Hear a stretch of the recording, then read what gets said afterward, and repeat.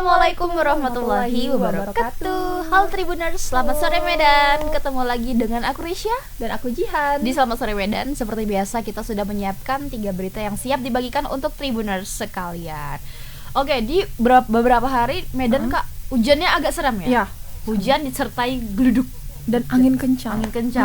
Terjadi beberapa titik di Kota Medan yang banjir ya. Ada yang daerah Polonia sana, baru daerah-daerah Tembung tuh kan banjir dia. Ya mungkin Tribuners untuk apa ya, berhati-hati ya. Lagi kalian nggak nampak hati-hati. Oke lah. Ini di berita pertama ini Kak. Ini ada berita yang apa ya, konyol lah kedengeran. Konyol ya. Jadi polisi ini menangkap seorang pria yang melakukan pencurian dan membakar 6 unit rumah toko atau ruko. Jadi dia sudah mencuri, terus dia kejebak di dalamnya, terus dia kelaparan, dibakarnya kayak gitu. Kenapa harus dibakar gitu? Kesel mungkin dia ya. Pelaku ini bernama Nur Akmal alias Akmal, masih 22 tahun. Masih adikan saya. Oh, seadan kamu ya? Masih adikan saya. Dia tuh warga Kecamatan Percusetuan ya, Deli Serdang. Nah, aksi pencurian dan pembakaran ruko ini terjadi di Desa Bandar Klipa, Kecamatan Percusetuan, Deli Serdang pada Minggu kemarin. Nah, Kapolrestabes Medan, Kombes Pol Teddy John Sahala Marbun mengatakan kasus pembakaran itu bermula dari pelaku masuk nih ke salah satu ruko pada hari Sabtunya. Saat itu pelaku ini hendak melakukan pencurian rokok loh. Menyuri rokok dia kan di dalam ruko itu.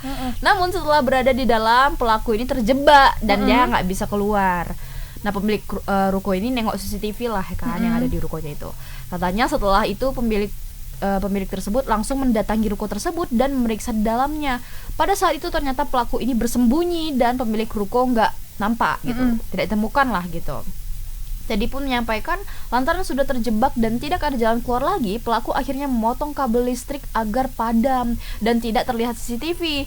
Nah, kemudian setelah kabel terpotong, lalu muncullah percikan api dan mulai menyebar bangunan dan isi di dalam ruko. Nah, jadi kalau dari beritanya ini Tribuners, bukan dia yang sengaja membakar ya, tapi dia niatnya itu cuma mau matikan CCTV, matikan listrik biar CCTV-nya nggak nampak. Rupanya keluar percikan api akibat dia potong gitu. Nah, untuk informasi lebih lengkapnya lagi, kita ada video nih, kita saksikan dulu video yang berikut ini. Ya Allah, orangnya pulang kampung loh, woy. Rumahnya dibakar sama orang. Ya Allah, sedih kali aku. Istimewa itu nyamber-nyamber loh. Aku sedih. Tidak itu, ya ampun. Ya ampun, bisa seperti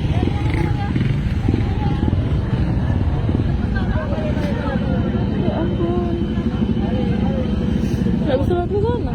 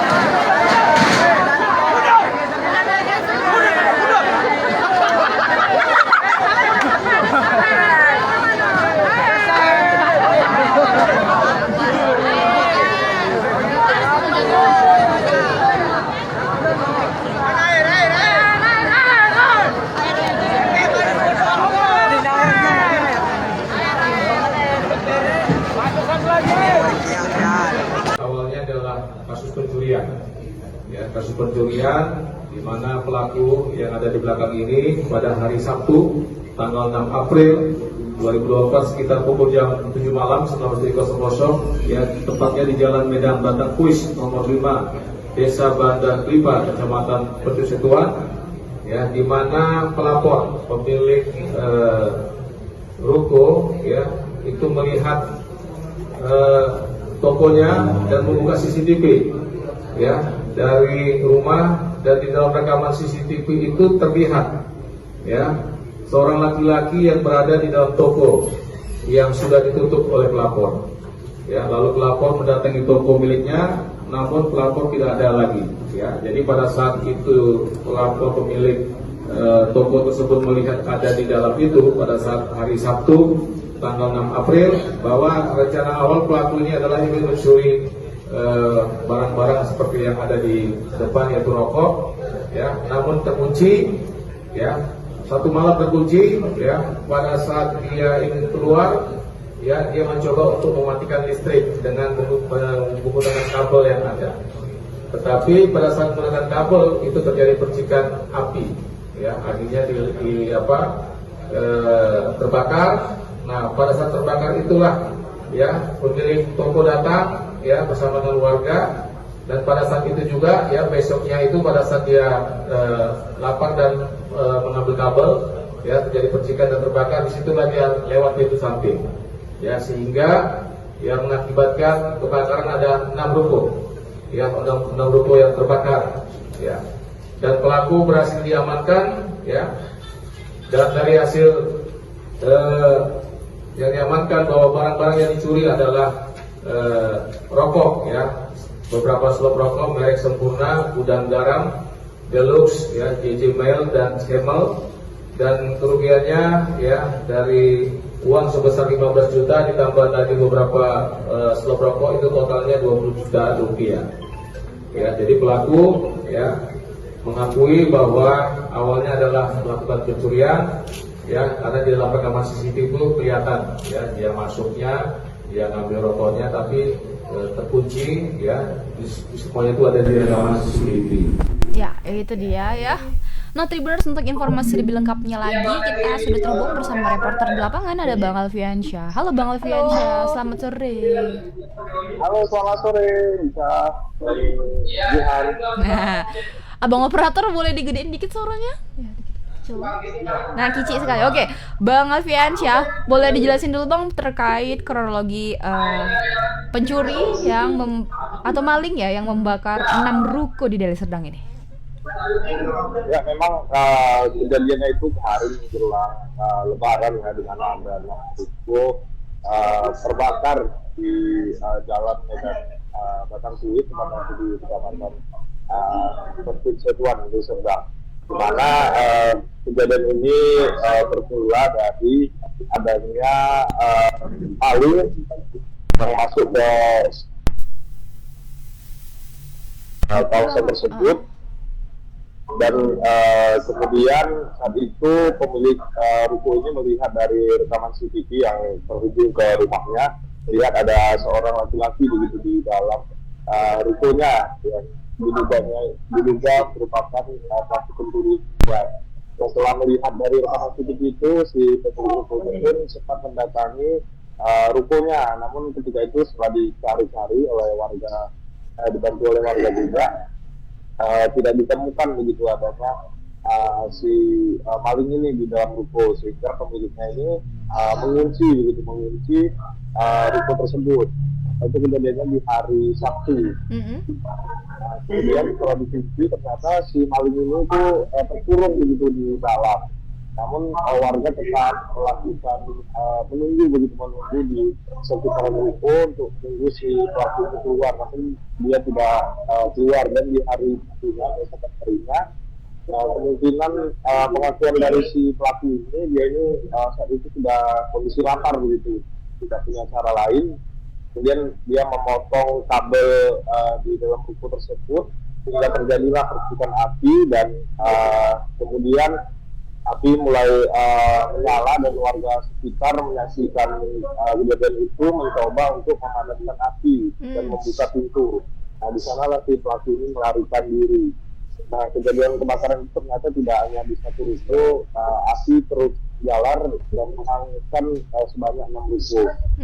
Setelah kejadian, polisi pun kemudian melakukan penyelidikan dan melakukan pemeriksaan saksi-saksi, dan dari petunjuk CCTV mengetahui nasib pelaku ini, dan keesokan harinya pelakunya langsung ditangkap oleh polisi.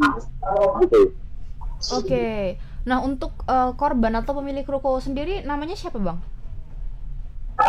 Namanya Harga Lubis kalau nggak salah itu. Oke, nah ini kan 6 ruko nih yang terbakar. Apakah ke-6 ruko ini punya si bapak tersebut? Berbeda begitu, karena Oke. di samping rukonya itu ada ruko-ruko yang lain juga. Nah, jadi Bang, sebenarnya si maling ini tuh memang awalnya berniat untuk membakar kah? Atau dia tidak sengaja, Bang, untuk membakar itu semua? Ya awalnya dia ini masuk ke dalam ruko tersebut, niatnya itu hanya mengambil rokok keluar, karena dia ingin melarikan diri dan sadar begitu dia terekam CCTV di dalam, sehingga dia memutuskan kafe. Awal mulanya itu dari kronologis itu sebenarnya dia tidak ada niat untuk membakar Oke. ruko tersebut. Tapi jadinya terbakar gitu ya, Bang. Oke, total kerugian, Bang, kira-kira berapa nih dari 6 ruko ini? Ya, untuk sebuah kerugian sendiri itu ditaksir senilai 1,5 miliar rupiah. Waduh, Gitu. lumayan ya. Nah, saat kebakaran ini, Bang, pelaku ini langsung melarikan diri kah atau dianya juga terkena luka-luka bakar?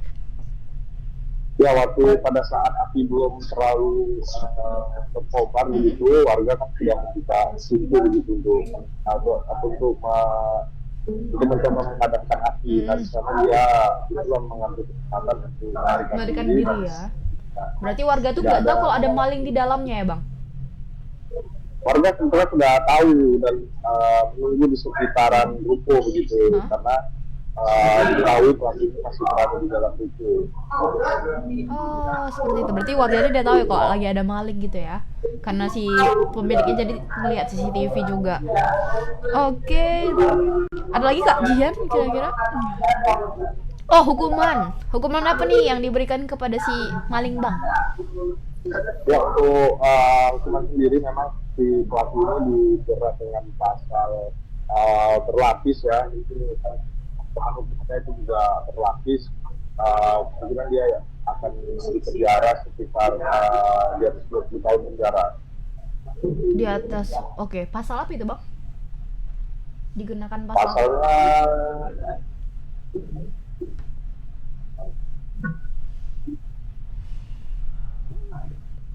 ya, untuk pasal sendiri itu pelaku dikenakan pasal 187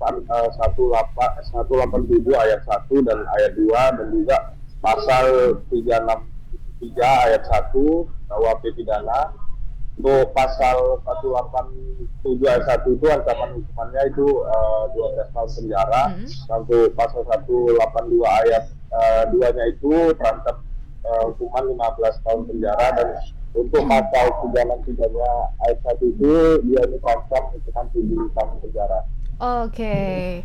Baik, terima kasih Bang Alfiansyah atas laporannya. Selamat beraktivitas kembali. Selamat sore. Ya ini kalau digaji-gaji hanya karena rokok ya. Gemes ngeliat pelakunya nih. Cuma Jadi gara-gara rokok. membakar 6 unit ruko, dan dia pun juga dikenakan sanksi penjara tuh dari total 20 tahun. Oke lah ya, jangan ditiru ya Tribuners ya. Kalau memang mau memang nggak ada duit kali, mungkin bisa cara baik-baik minta atau gimana ya, permisi gitu ya. Kan hanya untuk sebatang rokok ya, nggak mungkin kamu itu digebukin hanya karena minta 1 batang rokok, daripada membakar 6 unit ruko gitu ya. Oke. Di berita selanjutnya ada apa nih Kak Jihan? Nah, di berita selanjutnya ada dunia pendidikan lagi berduka ini karena seorang siswa SMK meninggal dunia ya, gara-gara dianiaya oleh kepala sekolahnya. Nah, dari beritanya, Kepala Bidang Pembinaan SMK Dinas Pendidikan Sumatera Utara, Suhendri, menanggapi terkait meninggalnya siswa SMK Negeri 1 Sidoa Orinia Selatan, Yaredi Nduru, 17 tahun, yang diduga akibat kekerasan yang dilakukan oleh kepala sekolah Safrin Zebua, 37 tahun. Nah, Suhendri mengatakan awalnya Safrin Zebua hendak melakukan pendisiplinan kepada sekelompok siswa yang tengah melakukan praktek kerja lapangan. PKL ya. Ya, jadi gara-gara mereka itu PKL-nya katanya nggak bagus kinerjanya. Nggak bagus kinerjanya. Makanya mau didisiplinkan lah.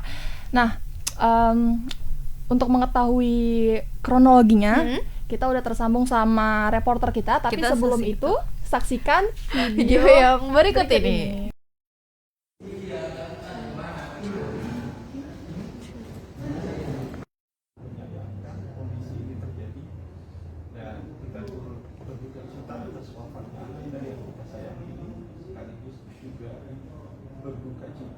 Kalau kronologis kejadian, informasi yang kami dapatkan dari teman-teman yang kita minta tolong untuk melakukan cek di sana bahwa anak-anak kita ini melakukan praktek kerja di salah satu tempat dan kemudian dianggap kurang maksimal, dan ujungnya pihak sekolah mendapatkan laporan terkait dengan itu, dan pihak sekolah dalam hal ini melalui salah seorang oknum kepala sekolah ingin melakukan pembinaan agar ke depan dalam pelaksanaan praktek kerja itu dilaksanakan dengan maksimal. Tapi tentu kita sangat menyayangkan bahwa pola pembinaan yang dilakukan malah berujung pada perilaku dugaan tindak kekerasan kepada siswa kita yang berdampak seperti saat sekarang ini. Atas kejadian ini tentu kita Dinas Pendidikan sangat menyayangkan dan menyesalkan dan sangat turut berduka cita sedalam-dalamnya atas wafatnya Ananda kita yang sangat kita cintai ini, dan semoga juga keluarga besar diberikan ketabahan dalam menerima keadaan ini. Terus Pak, terkait untuk kepala sekolahnya sendiri sampai saat ini gimana? Udah ada pemeriksaan atau? Saat ini kepala sekolah sedang menjalani pemeriksaan, pengawasan, dan kita mintai keterangan secara tertulis dari teman-teman cabang dinas, dan kita terus pantau dari sini karena kita ada perpanjangan tangan, sehingga kita berharap dalam proses, karena proses sudah berlangsung juga ke pihak berwajib, maka kita berharap semoga semua bersabar dalam proses ini sampai dengan benar-benar adanya fakta yang tetap yang bisa kita pegang sebagai sebuah acuan. Terus Pak, kemudian untuk terkait peristiwa awalnya sebenarnya apa gitu kejadiannya? Kalau peristiwa awalnya itu tadi, Bang, mau melakukan pendisiplinan, pembinaan agar ke depan lebih baik dalam melaksanakan kegiatan praktek kerja. Nah, itu dilakukan oleh salah seorang oknum kepala sekolah kita, dan namun tadi seperti saya sampaikan disayangkan berujung pada dugaan tindak kekerasan terhadap siswa kita yang berdampak pada kejadian yang sekarang ini. Pak, sanksi sementara untuk Capsek sendiri apa? Sanksi sementara untuk kepala sekolah saat ini kita sedang memberikan sanksi sesuai dengan ketentuan yang jelas saat ini.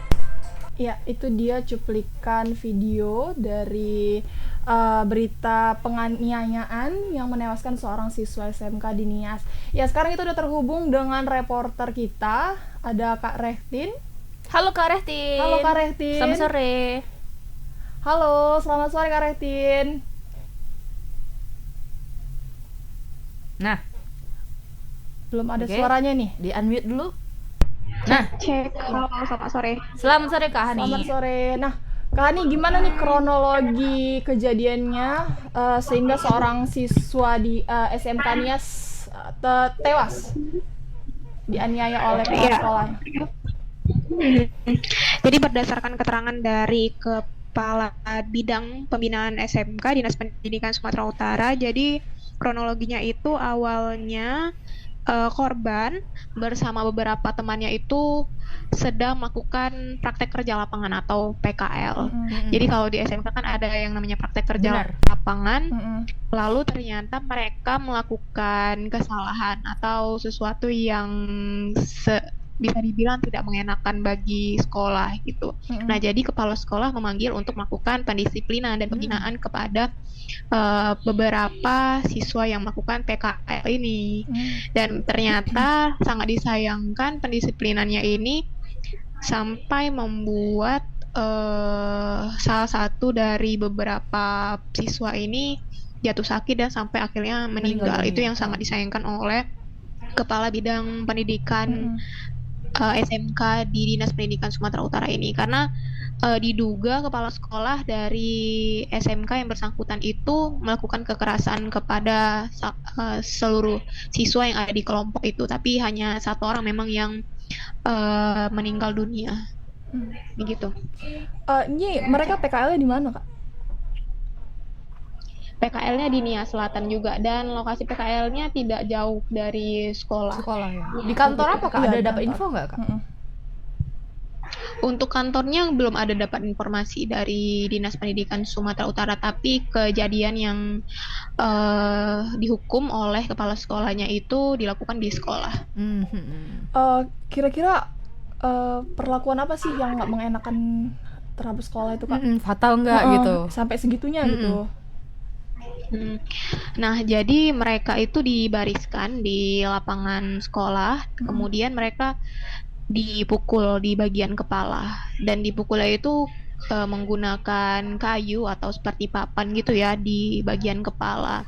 Nah, memang efeknya tidak langsung pada saat di lokasi dilakukan pemukulan itu, tapi di korban sendiri yang berinisial YN itu mengaku mengalami pusing saat kembali ke rumah gitu, karena dilakukan pemukulan di bagian kepala itu sekitar 4-5 kali pukulan gitu. Jadi ketika sampai di rumah, korban mengaku pusing kepada orang tuanya, kemudian sempat juga dibawa ke rumah sakit, tapi ternyata sudah tidak tertolong gitu. Kira-kira ini PKL-nya kapan, Kak? Kejadiannya? Di Maksudnya? bulan Maret, akhir bulan Maret. Oh, dan baru sekarang dilakukan pendisiplinan gitu oleh kepala sekolahnya? Enggak, itu sebenarnya kejadian pendisiplinan itu juga terjadi di sekitar akhir bulan Maret. Gitu. Nah, tapi untuk status dari si pelaku ya, Pak, atau Capsek ini sendiri belum jelas ya, Kak, apa memang dia langsung dibebas tugaskan atau dia masih melakukan kegiatan seperti biasa.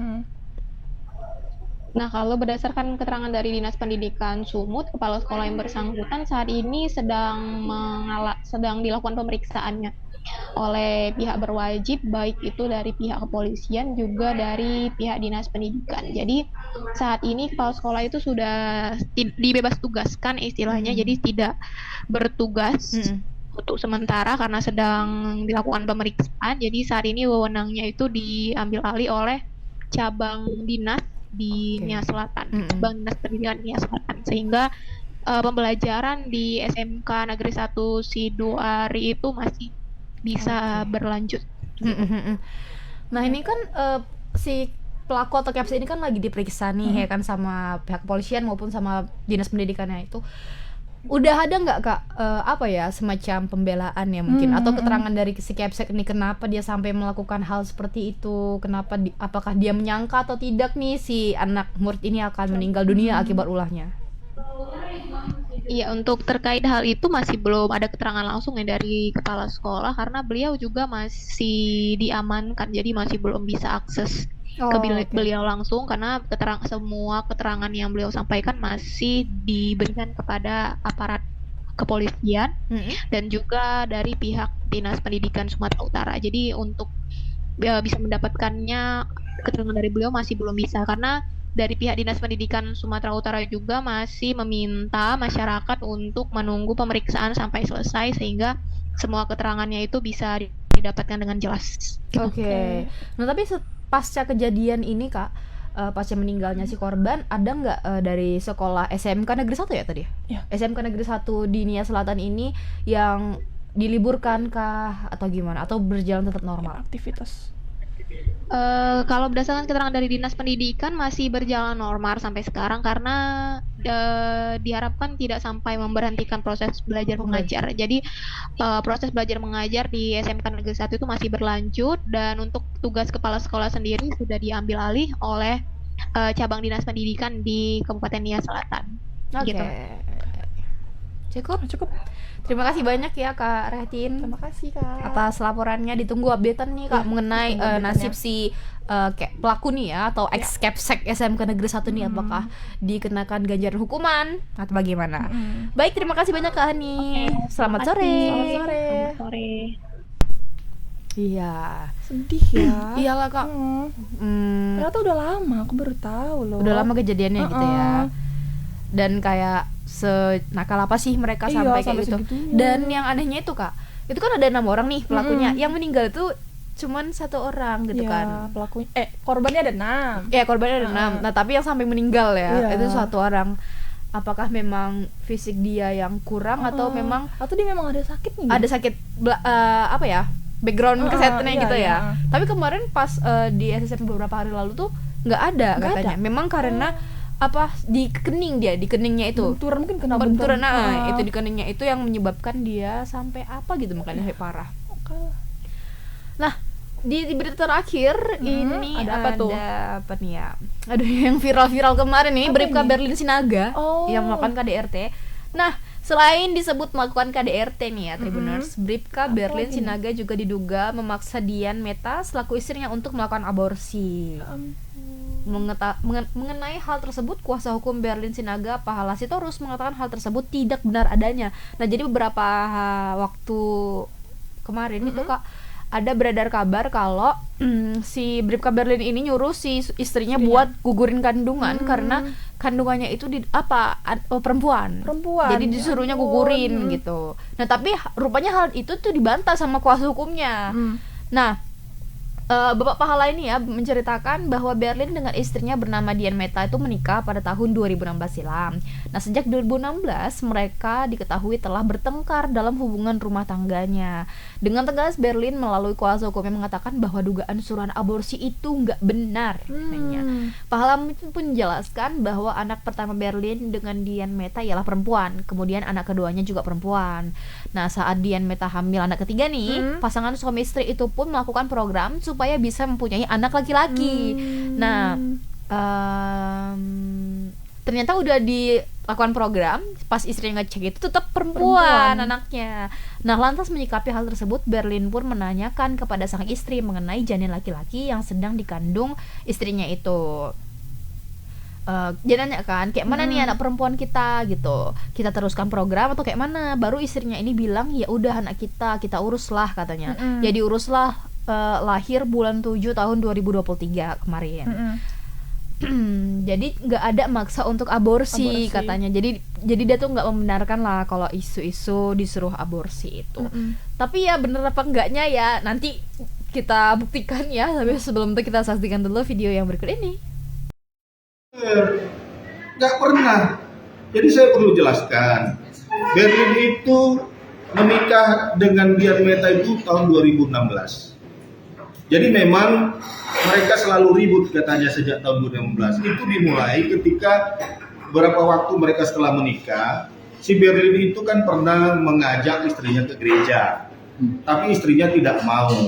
Karena istrinya tidak mau, si Berlinnya memaksa harus berangkat, malah istrinya mengeluarkan kalimat yang tidak pantas diucapkan, mengucapkan kemaluan laki-laki, kan gitu, nggak pantas. Akhirnya si Berlin marah, dan itulah mulanya terus terjadi pertengkaran. Tapi sebenarnya pertengkaran ini kan biasa di bunga-bunga rumah tangga ini, walaupun pertengkaran tidak ada yang menginginkan. Tapi kenapa saya bilang ini bunga-bunga rumah tangga? Nyatanya lahir anak 3. Kan gitu, anak mereka 3 kok. Lah kalau tadi dibilang itu mau memaksa untuk aborsi, itu nggak benar. Jadi begini, anak pertama Berlin dengan pasangan Dian Meta ini kan perempuan, anak kedua perempuan. Jadi mau lahir anak ketiga, mereka punya program. Yuk kita program yuk ke dokter supaya kita bisa punya anak laki-laki. Saya kira semua pasangan menginginkan punya anak laki-laki dan anak perempuan, suku apapun itu. Ya kan? Ternyata ketika mereka sedang program itu, si istrinya tadi ketika mengecek kehamilan ternyata berhamil. Ketika mereka sudah hamil, istrinya sudah hamil, mereka pergi USG, tahulah ini ternyata perempuan ini nantinya gitu, walaupun masih gitu kan. Baru si Berlin tanya ke istrinya, ini anak kita perempuan gimana? Kita teruskan program atau gimana? Ya si istrinya bilang ya udah ada anak kita, ya udahlah kita urusnya, diurus dan lahir bulan 7 tahun 2023 tadi yang lalu. lahir nggak ada masalah dan sehat sampai hari ini. Jadi tidak ada mau memaksa aborsi, kan gitu. Jadi supaya lurus ya, karena kalimat aborsi ini kan sangat sensitif ini, sangat sensitif. Apalagi kaum ibu membaca berita itu pasti akan rame-rame memusuhi Berlin. Padahal seperti yang tadi sebelum kita wawancara ini saya sebutkan, Berlin ini cukup punya tanggung jawab yang baik kok kepada anak dan istrinya. Dimulai dari mana? Dia hanya seorang pangkat bribka. Terus karena orang tuanya punya ekonomi yang baik, istrinya dikasih kok mobil. Mereka punya rumah di tempat yang layak di komplek Riviera. Anaknya disekolahkan di sekolah yang cukup baik, salah satu sekolah yang baik di Kota Medan ini, di Global Prima. Kan gitu. Bahkan dengan tegas Berlin menyampaikan ke tengah-tengah keluarganya, saya memberikan kesejahteraan kepada keluarga saya ini lebih daripada yang saya dapatkan dari negara. Karena dia dapatkan dari negara gajinya 5 juta, remunerasinya 3 juta, 8 juta itu langsung istrinya yang terima dengan pegang ATM-nya, plus 12 juta yang dibantu oleh orang tuanya setiap bulan. Besar 20 juta. Pembantu rumah tangga ada 3. Ini kan maaf ini, perwira menengah juga belum tentu yang Itu keterangan dari kuasa hukumnya Bribka Berlin Sinaga ya. Tapi untuk informasi lebih lanjutnya lagi, kita sudah terhubung nih bersama reporter di lapangan. Ada Bang Edward. Halo Bang Edward, selamat sore. Selamat sore kakak. Kakak siapa lah? Kakak siapa? Jawab. Jangan gitu nanti nervous. Oke, sorry. Oke, Bang Edward, boleh dijelasin Bang terkait apa ya nih masalah, kan nih Bribka Berlin ini kan udah kontroversial lah ya di mata masyarakat ya dengan segala KDRT-annya. Tapi untuk masalah aborsi ini Bang, boleh dijelaskan? Nah, benar Kak, semalam itu kita ketemu dengan kuasa hukumnya Bribka Berlin Sinaga, yaitu Pahala Sitorus. Dia mengatakan bahwa dugaan pemaksaan yang diduga dia melakukan kepada istrinya tentang pemaksaan aborsi itu tidak benar. Karena dari pertama kali mereka menikah itu mereka sudah sering bertengkar dalam rumah tangganya. Nah, dari keturunan yang mereka ada dari suami istri ini diberikan keturunan 3 anak, yaitu perempuan 3-tiganya. Nah, sebelum dari 3-nya ini 2 perempuan nih. Pas saat mau menghamil dari janin dari bayi calon ketiga ini, yaitu perempuan juga. Nah, padahal sebelumnya mereka sudah melakukan program. Nah, ketika ditanya oleh si Bribka Berlin kepada sang istri, dia mengatakan bagaimana ini calon anak kita nih perempuan, gitu kan. Terus dibilang sama istrinya, ya udah kita uruslah gitu. Nah, jadi anggapan dari bahwasanya dugaan-dugaan aborsi tersebut ditegaskan oleh kuasa hukumnya sendiri bahwasanya itu tidak benar, Kak. Oke. Berarti Bribka Berlin tuh nggak ada nyuruh si Ibu Dian untuk mengaborsi ya Bang ya, menggugurkan kandungan anak perempuan yang ketiga itu. Iya, Oke, itu Bang. dari keterangan. Itu dari keterangan yang kita dapati dari kuasa hukumnya, Pak. Oke. Nah, jadi kenapa nih Bang sampai ada statement dari pihak Mbak Diannya tuh kalau dia tuh disuruh mengaborsi, Bang? Nah, karena dugaan itu terjadi karena mereka menginginkan anak dari keturunan si Dian Meta ini adalah laki-laki, Kak. Jadi sempat kemarin cekcok mungkin sebelumnya dan diduga si Dian Meta mengatakan bahwa Bribka Berlin mengatakan untuk aborsi aja, Kak. Oke, tapi Bang Edward menjawab pertanyaan publik ya, apakah memang benar kalau yang melaporkan KDRT duluan tuh justru si Bribka Berlin ini?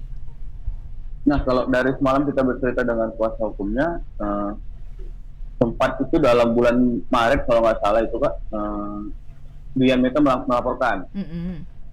Kemudian kuasa hukum Pak Pahala Sitorus melakukan perdamaian tapi tidak diindahkan oleh keluarga dari Dian Meta sendiri, gitu. Nah, akhirnya karena merasa bahwa proses pertengkaran mereka semakin viral di media sosial, apalagi di berita-berita, Berlin Sinaga juga melalui kuasa hukumnya lantas melakukan pelaporan kembali nih, Kak. Oh, berarti Bribka Berlin yang melaporkan kembali ya? Iya, benar. Terkait dugaan bahwa mertuanya, ibunda dari Dian Meta, menghalang-halangi pertemuan antara Bribka Berlin dengan anaknya. Oh, jadi melaporkannya atas hal itu ya, Bang? Iya, benar, Kak. Oke, lantas dalam video yang viral Bang terkait apa ya kekerasan dalam rumah tangga yang dilakukan Bribka Berlin, itu tanggapan dari kuasa hukumnya nih Pak Pahala ini gimana? Dia kan bukan itu karena pada bulan Maret itu 2023 mereka mendatangi rumah mertuanya Dian Eka untuk melakukan perdamaian nih. Bang Erwin masih macet nih Bang. Dia aja ya Kak. Oke boleh. Nah pada saat tanggal 12 Maret itu mereka datang ke rumah ibundanya dari Dian Meta di Pakam dengan segerombolan anak-anak kecil. Maksudnya itu untuk mengajak anak dari Berlin itu untuk bermain di wilayah situ, karena kan sebelumnya mereka ini dipisahkan nih Kak. Dian Meta membawa anaknya yang pertama, yang kedua, yang ketiga itu ke rumah ibundanya untuk tidak dipertemukan dengan Berlin. Nah akan hal itu Berlin dengan kuasa hukumnya dan juga keluarga kerabatnya membawa kedua anak-anak untuk mengajak bermain nih, maksudnya supaya bertemu. Namun tidak diperbolehkan juga oleh Dian Meta. Nah kemudian Berlin mengetahui nih kalau anak yang paling kecil suka dengan kucing Anggora Kak. Oke. Mereka pun bawa kucing Anggora tuh, tapi kucing Anggora masih di dalam mobil. Nah pas mau diambil kucing Anggoranya, di Berlin ini sedang mengendong anak kedua dan anak ketiga masih kecil. Nggak tahu kenapa dari keterangan di Pahala Sitorus tiba-tiba sempat terjadi cekcok karena keluarga dari Dian Meta menganggap bahwasannya Berlin itu akan membawa lari kedua anaknya ini Kak. Menculik lah ya. Iya, sempat. Nah, terakhir jadi masyarakat berkerumun melihat situasi itu dan Berlin pun ketakutan hingga mencoba membawa lari anak kedua dan ketiga. Nah, disitulah disebut KDRT, sempat ada cekcok seperti itu Pak. Oh, jadi ya memang berarti hubungan antara Berlin dengan Mbak Meta ini nggak harmonis ya Bang ya, suami istrinya ya, hubungan suami istrinya ya. Jadi sampai masa ayahnya sendiri nggak bisa nih jumpa sama anaknya gitu. Itu kayak layaknya suami istri yang sudah bercerai kan? Padahal belum cerai. Oke, baiklah Bang Edward ya, terima kasih atas laporannya.